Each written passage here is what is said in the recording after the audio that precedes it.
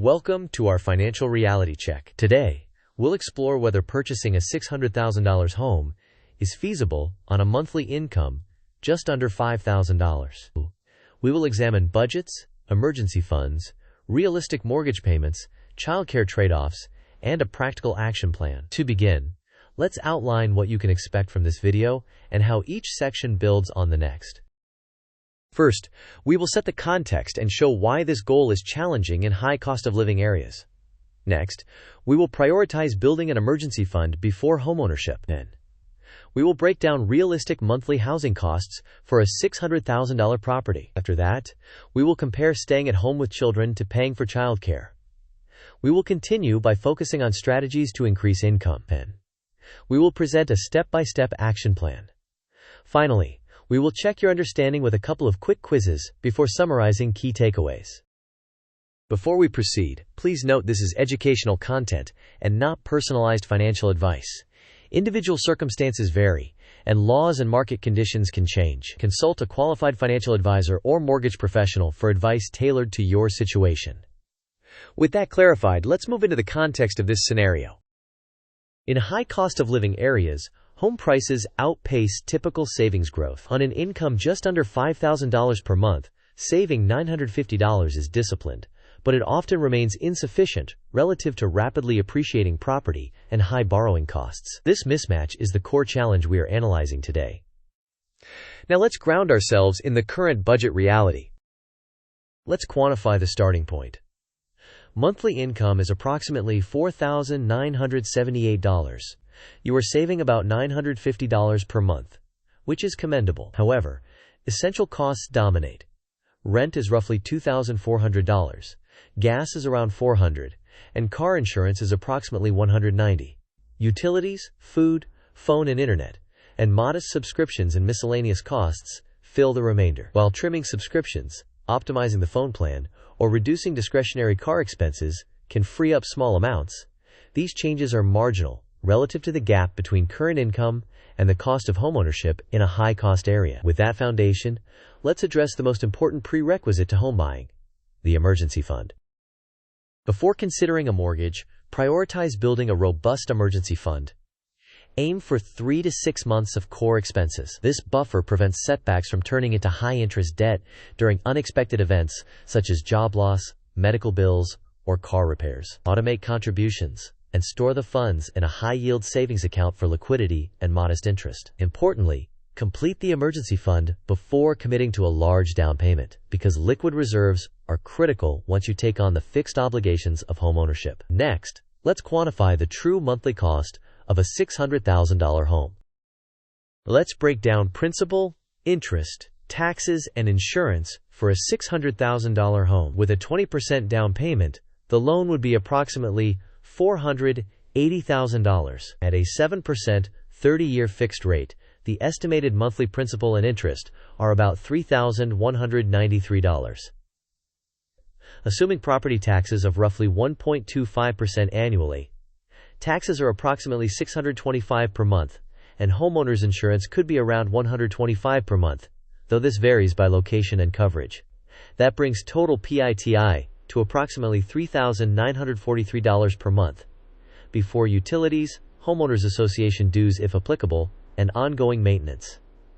Even if the rate falls to 6%, the PITI still lands around $3,628. Compared with your current budget, this would consume the majority of cash flow and leave little resiliency. To make this more concrete, let's compare a few scenarios side by side. This table illustrates 3 sample scenarios. The first assumes a 20% down payment with a loan of $480,000 at 7%, yielding roughly $3,193 in principal and interest, plus about $625 in taxes and $125 in insurance, for a total PITI near $3,943. The second shows 10% down with a larger loan of $540,000 at 7%. Here, principal and interest increase to about $3,593, taxes remain the same, insurance is slightly higher, and mortgage insurance adds approximately $225, producing an estimated PITI of about $4,593. The third scenario applies a 6% rate to the 20% down case, bringing principal and interest down to roughly $2,878 and total PITI to about $3,628. Note that taxes, insurance, and mortgage insurance vary by location, down payment, and credit profile, so treat these as directional estimates rather than guarantees. Now let's translate this into a decision process. This flowchart visualizes a practical decision process. First, confirm whether you have 3 to 6 months of expenses in an emergency fund. If not, continue renting while building reserves. Next, test whether your debt-to-income ratio, including the projected PITI, remains below roughly 36%. Then, assess the stability of your job and the likelihood of increasing income. After that, examine your childcare plan and whether the second income is net positive after taxes and childcare costs. Finally, check whether your PITI is less than or equal to current rent, plus a safety buffer of about 10%. At any point, if the answer is no, the recommendation is to keep renting, strengthen the emergency fund, and focus on income growth. If all checks are yes, you can proceed to pre-approval and the rest of the purchase process. But be sure to stress test with a 2% higher interest rate and 20% higher taxes and insurance to ensure resilience. Moving on, let's compare childcare choices directly.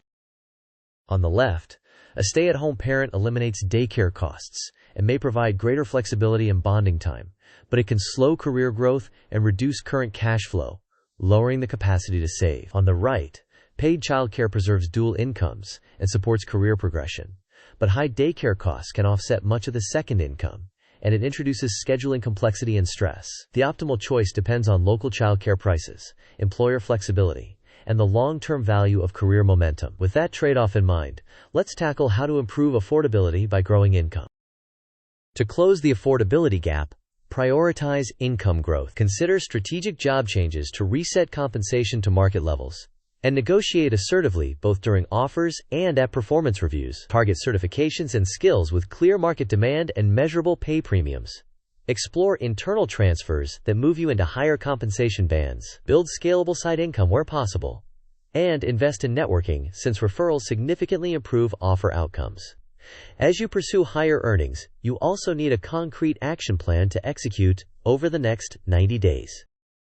Here is a practical 90-day plan. In the first 30 days, finalize your emergency fund target, automate transfers to a high-yield savings account, cancel low-value subscriptions, obtain multiple insurance quotes, and commit to a written budget. In the next 30 days, submit 20 to 30 targeted job applications, practice interviews weekly, schedule salary conversations, and complete one high-return course or certification. In the last 30 days, reassess your income and update the savings rate, price test childcare options, and request a mortgage pre-approval only if your emergency fund is complete and your debt-to-income ratio is safe. On an ongoing basis, stress test your projections with a 2% higher interest rate and 20% higher property taxes and insurance. Continue contributing to retirement accounts and resist lifestyle inflation as income rises.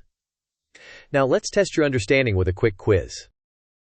Question: what should be prioritized before saving a large down payment for a $600,000 home? Option A, cutting subscriptions to the bone. Option B, building a 3 to 6 month emergency fund while renting. Option C, leasing a cheaper car. Option D, timing the housing market perfectly. You may pause the video now to think about the answer. We will discuss the answer in the next section of the video.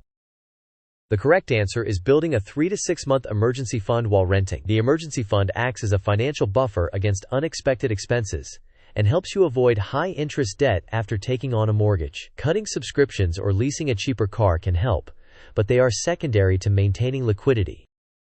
Question: with 20% down on a $600,000 home at approximately 7%, which monthly PITI is most realistic, excluding utilities, HOA, and maintenance? Option A, $2,200.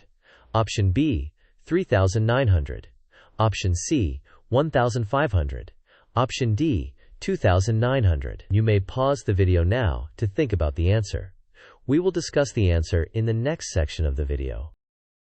The correct answer is approximately $3,900. With a $480,000 loan at 7%, the estimated principal and interest are about $3,193, property taxes around $625, and insurance approximately $125, totaling near $3,943.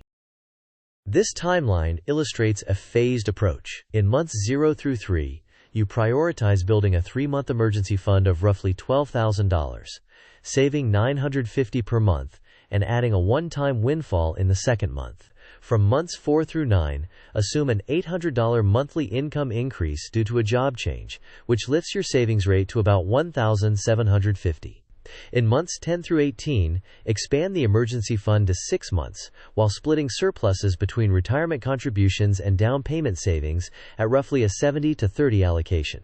From months 19 through 36, reassess market conditions. If total housing costs remain at or below current rent, plus a 10% buffer, and the debt-to-income ratio is below 36%, proceed with pre-approval. Otherwise, continue renting and investing until the numbers work. Here are the key takeaways. Build an emergency fund before pursuing homeownership. The PITI for a $600,000 property can overwhelm a monthly income near $5,000. Childcare can erase much of a second income, so model that trade-off carefully. Income growth is the lever that changes feasibility. Finally, in high-cost areas, continuing to rent can be the optimal choice until the numbers align. Let's close with a few quick checks. First, calculate your debt-to-income ratio by dividing all debt payments, including the projected PITI, by your gross income. Second, stress test your numbers by adding 2% to the mortgage rate and 20% to taxes and insurance. Third, as a rule of thumb, try to keep housing at or below 30 to 35% of gross income in high-cost markets, ideally lower for resilience. Finally, plan for maintenance by reserving 1 to 2% of the home's value annually. To summarize, on an income just under $5,000 per month, purchasing a $600,000 home likely stretches cash flow uncomfortably. Build your emergency fund first, pursue income growth, and then revisit the housing decision with rigorous stress testing. Renting can be a strategic, stability-enhancing choice in high-cost areas while you strengthen your finances. Next, let's wrap up with a quick message. Thank you for watching. If you found this helpful, please like the video, share it with someone who needs a reality check, and subscribe for more practical financial breakdowns. Share your plan, questions, or market experiences in the comments. We look forward to hearing your thoughts.